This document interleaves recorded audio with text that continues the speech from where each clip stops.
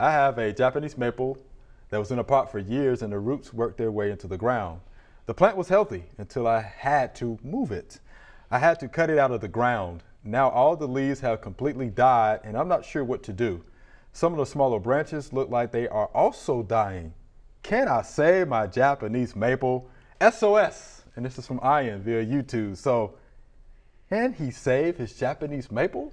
Maybe. Maybe. Maybe. Maybe. Because it depends on what time of year he cut the roots. Right. I mean, was it early before the leaves came out? Was it after the leaves came out? You know, and how big was the root that he cut?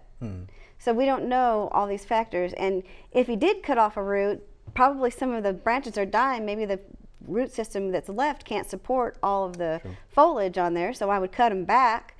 And I would just, you know, keep it watered and during drought.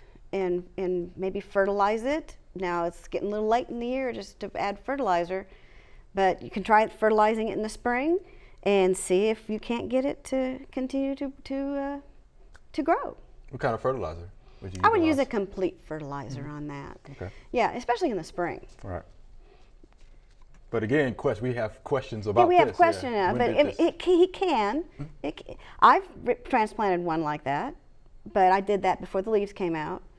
And during the drought, I made sure I watered it, and I had fertilized it in the spring, and it's doing fine. Okay. Plant the tree. Don't leave a poor old tree in a pot for years and years. Plant the tree. Put it in the ground. Make it happy.